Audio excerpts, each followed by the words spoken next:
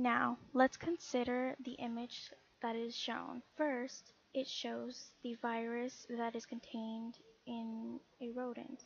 Second, that infected feces can become airborne. Third, inhalation of the feces by a human can cause symptoms such as muscle aches, fever, headaches, and cough. If not treated, it can cause an acute respiratory distress, which can lead to death.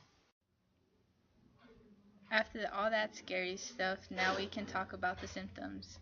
The hantavirus causes HPS, which is a hantavirus pulmonary syndrome, and HFRS, which is a hemorrhagic fever and retinal syndrome. There is no known incubation time, although it develops between 1 and 2 weeks, in rare cases up to 8 weeks from the time it is exposed from the infected rodent.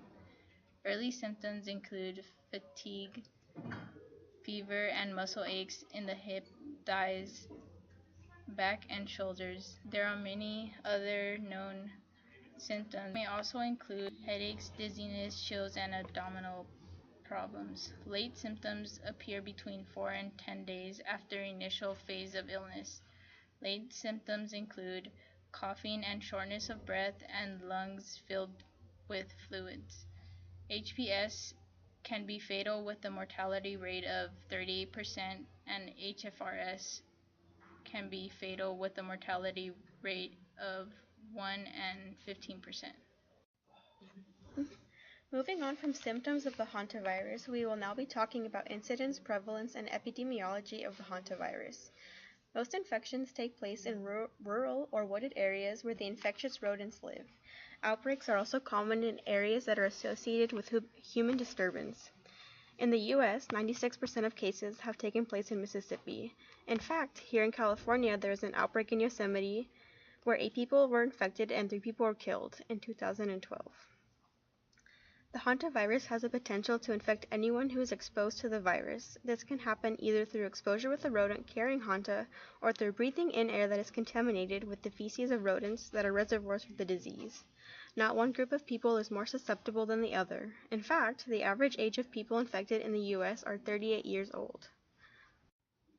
We will now be looking forward to research that is being done with the hantavirus. As of now, it is shown that cell-mediated immunity is sufficient to protect against the virus. However, once someone is infected, there are no treatments or cure for the hantavirus. There are also no published reports of controlled clinical trials for immunotherapy treatment.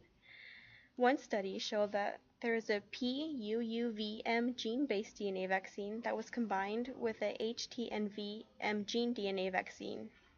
It is currently moving towards clinical trials. In this vaccine, the hantavirus N protein is delivered as a recombinant protein. It has shown to provide protection against the hantavirus in murine models.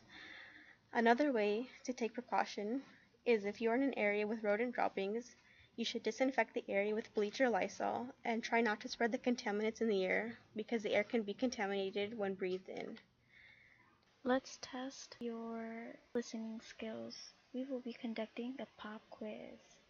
So, what makes the hantavirus unique from the other viruses in its own family?